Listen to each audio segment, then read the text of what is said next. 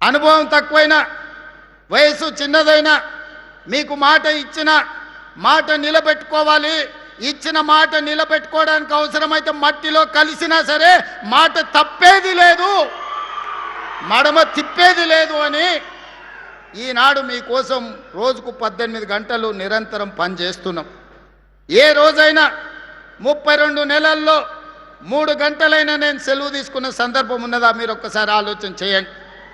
ఇవాళ 8,11,000 కోట్ల రూపాయల అప్పు, 1,00,000 కోట్లు పెట్టి కట్టిన కాళేశ్వరం కాస్త కూలిపోయి కూలేశ్వరమైన కృష్ణా గోదావరి నదుల్లో నీళ్లను తరలించి దేశంలోనే వరి ఉత్పత్తిలో మొదటి స్థానం సాధించి రైతులు పండించిన పంట ఒక్క వరి ధాన్యాన్ని కొనుక్కోవడానికే ఈ 30 నెలల్లో 90,000 కోట్ల రూపాయలు రైతులకు చెల్లించినాం. ఇది మన ప్రభుత్వం ఇందిరమ్మ పాలనలో రైతులను ఆదుకున్న మాట వాస్తవం కాదా? అదేవిధంగా ఆనాడు 1,00,000 రూపాయలు రుణమాఫీ అన్నాడు, 4 విడతలు అన్నాడు, అసలు మిత్తి నేనే కడతా అన్నాడు. చివరికి మన చేతిలో అప్పు నెత్తి మీద చిప్ప మిగిలిచ్చిపోయిండు. 2 సార్లు మోసగించిండు. 1,00,000 అని ఒక్క రూపాయి కూడా ఈరోజు అప్పులు తీరువలే, ఇచ్చినాయని మిత్తికే సరిపోయినాయి.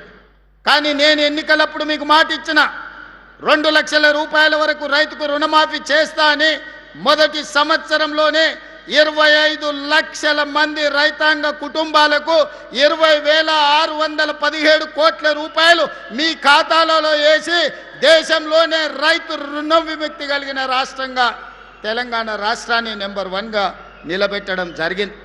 ఇదే కాదు, ఆనాడు రైతు భరోసా పథకంలో ఎకరకు 10,000 ఆయన ఇస్తే దాన్ని పెంచి ఈనాడు ఎకరకు 12,000 సంవత్సరం చొప్పున 32 నెలల మన ప్రభుత్వంలో 36,000 కోట్ల రూపాయలు రైతు భరోసా నిధులు రైతుల ఖాతాలో వేసి ఇది రైతు రాజ్యమని ఈరోజు దేశానికే చాటి చెప్పినాం.